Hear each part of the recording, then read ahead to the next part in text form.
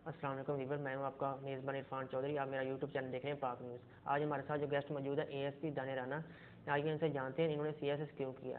CSS करने में बहुत से इश्यूज आती हैं, जैसा कि सीएसएस में ना सब्जेक्ट सिलेक्शन का एक बहुत इंपॉर्टेंट रोल होता है। जब हम यूनिवर्सिटी से पास आउट होते हैं तो हमें इस चीज़ का कन्फ्यूजन का शिकार होते हैं कि हम सही तरह सब्जेक्ट चूज़ नहीं कर सकते।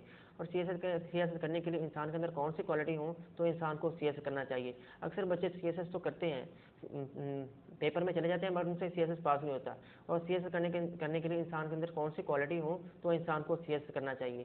सीएसएस में जब एक सब्जेक्ट सिलेक्शन की सब्जेक्ट का कोई सिलेबस डिफाइन नहीं होता तो उस तरह उसको किस तरह प्रिपेयर करना चाहिए ताकि हमारे स्कूल कॉलेज यूनिवर्सिटी के बच्चों को मोटिवेशन मिल सके। आइए उनसे जानते हैं, एएसपी दानिश राना साहब से जानते हैं ताकि उनको कुछ मोटिवेशन मिल सके। अस्सलाम वालेकुम दानिश साहब, वालेकुम सलाम। कौन सी मोटिवेशन थी जो मतलब आपको सीएसएस की तरफ लेके जो सीएसएस ही करना आपने हमारे साथ समझा। सीएसएस का कभी मैंने नहीं सोचा था। I always wanted to serve in private sector या कराची के अंदर जैसे लोग अमूमन करते हैं, बिजनेस की तरफ मेरा रुझान था। बट ये ऐसा हुआ कि मैं डीआरआई में पोस्टेड हुई, सिंध असेंबली में मेरी इंटर्नशिप थी। वहाँ पे आई गॉट टू नो कि ये भी एक बहुत अच्छी सर्विस है। I met some bureaucrats there, तो फिर आई डिसाइडेड कि हाँ ये सर्विस अच्छी है, एक अटैम्प्ट देना चाहिए। और I was motivated by my friends, तो मैंने अटैम्प्ट दिया एंड आई क्लियर्ड इट। कहते हैं एक बात ये कहते हैं कि सीएसए करने के लिए फैमिली का ब्यूरोक्रेट या बिजनेसमैन होने से हो तो इंसान सीएसए क्लियर कर सकता है। ये कितनी बात तक दुरुस्त है। ये होता तो है बट ऐसा है नहीं। हमारे पास जो सिविल सर्विसेज में अगर देखें तो ब्यूरोक्रेट्स के ज़रूर बच्चे हैं, but they are very few. अक्सर जो हैं वो वही हैं जिन्होंने अपनी स्ट्रगल से ही एग्ज़ाम क्लियर किया। आई एम एंड मतलब मेरी कोई फैमिली ब्यूरोक्रेसी में नहीं है, कराची से मेरा ताल्लुक़ है। तो आप फर्स्ट लड़की हैं फैमिली से जो मतलब इस फील्ड में आई पंजाब पुलिस। जी जी, first female even in police department. तो खैर दूर की बात, सिविल सर्विसेज भी कोई नहीं इन अच्छा फैमिली। दानिश साहब ये बताएं कि हमारे जैसे यूनिवर्सिटी के बच्चे पास आउट होते हैं तो वो सीएस करने का उनको बड़ा क्रेज होता है क्योंकि एक बड़ी लेविश क्लास लाइफ होती है आफ्टर सीएस क्लियर करने के बाद। इंसान को कौन से ऐसे मतलब क्वालिटी हो तो इंसान को सीएस करना चाहिए। क्वालिटी तो ऐसे मैं नहीं कहूँगी कि कोई ख़ास उसके लिए quality, but you should be hard working, determination होनी चाहिए कि हाँ मैं कर लूँगा, ये कर लूँगी। वो डिटर्मिनेशन जब आप में है तो आप कर लेते हैं। तो और थोड़ा सा आपको पता होना चाहिए कि क्या ट्रिक है एग्ज़ाम पेपर देने का, आपको प्रैक्टिस होना चाहिए। अगर आपने पेपर्स दिए हैं, उसकी प्रैक्टिस है, तो I think for you clearing C S is won't be a tough वो। सीएसएस करने के लिए सिलेबस डिफाइन नहीं होता तो इसके लिए कैसे तैयारी पॉसिबल है मतलब। सब्जेक्ट डिफाइन, एक तो आपके पास एसपीएससी की वेबसाइट पे सब्जेक्ट और सिलेबस ऑलरेडी गिवन है, उसको एक दफ़ा आप गो थ्रू करें। वो बुक्स जो बताई हैं उसमें रेकमेंडेड बुक्स, वो अच्छी बुक्स हैं, वो आप ले लें। तो इसके थ्रू आप प्रिपरेशन कर सकते हैं सिविल सर्विसेज की। सर सिविल सर्विस मतलब सीएसएस क्लियर करने के लिए आजकल अकेडमीज बहुत बनी हुई, इदारे बने हुए, उसका कितना रोल होता है तैयारी करने के लिए। कुछ हैं एक दो इदारे जो कि बहुत ही मतलब पढ़ाते भी हैं और they are doing well, but मैं इसको पसंद खुद नहीं करती। मैंने खुद तैयारी सिविल सर्विसेज की कोई इदारे में नहीं की, अपने घर में की बैठ, और कोई इंस्टीट्यूशन ज्वाइन नहीं किया। तो मैं कहती हूँ कि बेहतर आप घर में ही तैयारी करें, आपके खुद के नोट्स बने हों, खुद की आपकी जो है वो आइडियाज़ हों, तो वो मेरे ख्याल से ज़्यादा बेहतर होंगे बनस्बत आप कोई अकेडमी ज्वाइन करें, वहाँ से आप है ना सिविल सर्विसेज की तैयारी करें। सीएसएस करने के लिए कुछ मतलब खास किस्म की डिग्री नहीं चाहिए या किसी भी मतलब कोई भी फील्ड की डिग्री हो तो इंसान सीएसएस कोई कर। भी फील्ड की डिग्री हो तो कर सकता है, बट ये है कि आपकी अगर अच्छी डिग्री है तो वो ज़रूर आपको हेल्प करती है। आई मीन जैसे आपकी इकोनॉमिक्स में डिग्री है या जैसे आपकी पॉल साइंस में है, पॉलिटिकल साइंस में, तो ये है कि आपके जो काफ़ी सब्जेक्ट्स हैं वो कवर हो जाते हैं, ऑप्शनल सब्जेक्ट्स। जी सीएसएस का पेपर तो अक्सर बच्चे पास कर लेते हैं उसके बाद वो इंटरव्यू में जाके रिजेक्ट हो जाते हैं। इसकी क्या रीज़न है, किस वजह से भी आपके होते हैं। उसमें तो देखें तो कोटा है, पंजाब का जो कोटा है 50%।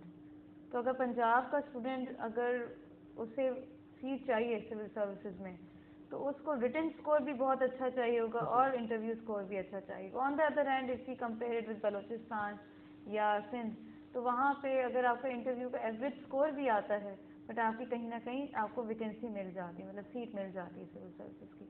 तो इंटरव्यू की भी तैयारी पहले से, जिस वक्त आपका एग्ज़ाम या रिटन एग्ज़ाम क्लियर हो जाए तो आपने कोशिश करनी है कि आप इंटरव्यू की भी प्रिपरेशन करें और वो भी खुद ही करें, वो ज़्यादा बेहतर है बनिस्बत कि आप एकेडमी ज्वाइन करें। जिस मनसब पर आप बैठी हुई हैं इसमें पॉलिटिकल प्रेशर भी होता होगा, जी ऑफिसर का भी होता होगा, फिर उसको मतलब किस तरह हैंडल करती हैं कि मतलब जैसा कि merit, I said merit, I will do it on merit, that is all. By that sense जिला मेरा में देखा जाए बाकी सिटीज़ की निस्बत ना क्राइम रेशन बहुत ज़्यादा है, दिन ब दिन बढ़ती जा रही है, जैसा कि थाना कोर्ट अफजल हो गया, थाना बोंग हो गया, तो उसको कौन सा ऐसा वे है जिसको वो कम किया जा सकता है, किस तरीके से कम किया जा सकता है? कम तो ऐसे किया जा सकता है कि आपने ना हर दिन नाकाबंदी करनी है, क्राइम प्रिवेंशन करना है, क्राइम प्रिवेंशन के थ्रू ही है ना आपका क्राइम कंट्रोल हो सकता है। वो इसी तरह से होगा कि आप नाकाबंदी करें, आए दिन चेकिंग करें, चेकिंग पॉइंट्स, पर्सन, व्हीकल्स वगैरह ये सब चेक करेंगे तो फिर आपकी है ना 150 की कॉल्स कम हो जाएंगी। जो आपके गैंगस्टर्स हैं मेन, आप उनको अप्रहेंड करें, उनको है ना चालान करें, तो मतलब नेचुरली वो कुछ खास 2-3 गैंग्स होते हैं जो कि एक एरिया में मतलब वारदात कर रहे होते हैं एक के बाद एक, तो उन्हीं को अगर आप कंट्रोल करेंगे तो काफ़ी हद तक आपकी ना क्राइम कंट्रोल हो जाना। जब आपने पेपर दिया, पेपर पास हो गया, उसके बाद लिस्ट आई, जब लिस्ट में नाम देखा फर्स्ट टाइम, कैसा एक्सप्रेशन था, कैसा आई फीलिंग वॉज थी? वेरी मच एक्साइटेड क्योंकि आई वॉज नॉट एक्सपेक्टिंग कि मेरा होगा भी। अब मतलब मैंने नहीं सोचा था कि ये पेपर भी क्लियर कर भी सकती हूँ मैं, क्योंकि क्यों? एक तो फैमिली में भी एक तो सुना था लोगों से कि बहुत टफ होता है, तो मुझे लगता था कि I haven't given my best, तो मैं क्लियर नहीं कर पाऊंगी। But when the result was out, तो मेरी फर्स्ट अटैम्प्ट भी थी, तो मतलब it was something which is very surprising for me, तो वो हो गया। माशाल्लाह, बहुत अच्छी बात हो है। गया। और फर्स्ट पोस्टिंग कहाँ हुई फिर उसके बाद? फर्स्ट पोस्टिंग मेरी यूपी से मैंने की टोबा टिक सिंह में, सेकंड मैंने मुल्तान में किया है, अभी ये मेरी थर्ड पोस्टिंग है। आप ये समझे कि मुझे प्रॉपर पोस्टिंग करके 5 मंथ्स ही हुए हैं। I am very new in this field. चलिए, वो कौन सा टर्निंग पॉइंट था, मतलब ये बचपन में सोचा हुआ था कि सीएसए करना है, या मतलब कोई टर्निंग पॉइंट आया कि लाइफ का कि आप नहीं सीएसए ही करके और एक ऑफिसर बनना है? टर्निंग पॉइंट आया लाइफ में ऑब्वियसली उस वक्त था कि यहाँ पे अच्छा है सिविल सर्विसेज में।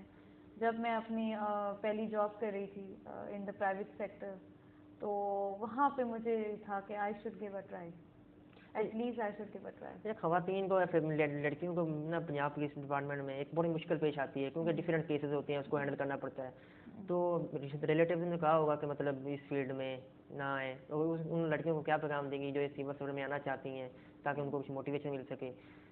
क्योंकि वो माँ बाप ने उनको दबा के रखते हैं कि लड़की ये फील्ड लड़कियों के लिए नहीं है, मेल्स के लिए, फीमेल्स के लिए नहीं है, ताकि उनको कुछ मोटिवेशन मिल सके, ताकि वो भी आए इस फील्ड में, अपने माँ बाप का, मुल्क का नाम रोशन कर सकें।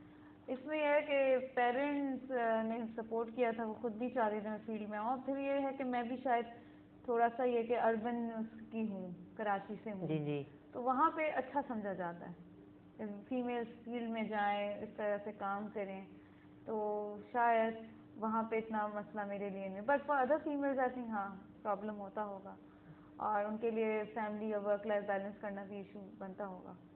तो जब आप रेट पे जाती हैं एक एज अ फीमेल, तो डर तो लगता होगा, सारी बात है।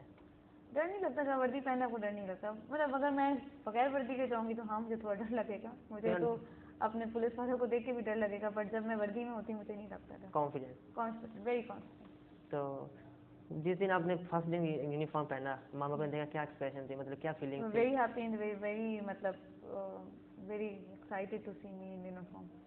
माशाल्लाह, अच्छी बात है। और अब वो जो आजकल की ये नौजवान नस्ल जीसीएस करना चाहती हैं, उनको क्या पैगाम देंगी? तो यही कहूँगी कि सीएसएस अगर आप करना चाहते हैं तो give it a try, but there are other good options as well. सिर्फ सीएसएस ही नहीं, because I have seen these students आजकल they would try their best कि हो जाए, हालांकि उनका वो इतना मैटर नहीं होता ना, तो आप वो करिए जो आपको लगता है कि आप बेहतर कर सकते हैं। It can be anything, you can be a businessman, you can join forces, any forces, civil services, PhD कर सकते हैं बाहर से। तो मैं यही कहूँगी अगर आप अपने स्टेट से और अपनी इस पोजीशन से ऑनेस्टली काम कर सकते हैं तो join service, otherwise don't join service. तो उन बच्चों के लिए क्या पैगाम देंगी जो आज अपने वालिदैन बच्चों को पढ़ाते हैं, बड़ा करते हैं, एक स्टेज पे पहुंचाते हैं, फिर उसके वही बच्चे अपने बूढ़े माँ बाप को ओल्ड एज होम में छोड़ के आ जाते हैं? मैंने ना ये चीज़ देखी और मुझे फील हुआ कि मैंने जब ये काम स्टार्ट करूँगा ना, तो इसके बारे में हर बंदे से आखिर में एक सजेशन लूँगा। तो उनके लिए क्या पैगाम है जो ओल्ड एज होम में छोड़ आते हैं, बूढ़े माँ बाप को लाचार छोड़ देते हैं? यहाँ पे शायद पाकिस्तान में इतना नहीं है, रेशो दूसरे है। मुल्कों में फिर भी थोड़ा बहुत रेशो है, बट इतना है नहीं। बट वो फिर ऐसा है कि ये तो उनका पर्सनल वो है ना मैटर, बट ये तरबियत पे है ना, हाँ, जितनी तरबियत अच्छी डिपेंड आपकी तरबियत है उतना तो आप वो नहीं ना, तो this is something which is very personal. ये तरबियत है, ये पेरेंट्स की अपब्रिंगिंग है। ये भी बात ठीक है। चलिए इस तरह अपनी मेज़बान इरफान चौधरी को इजाज़त है, मिलते हैं अगले वीडियो के साथ। Thank you ma'am. Thank you, अल्लाह हाफ़िज़।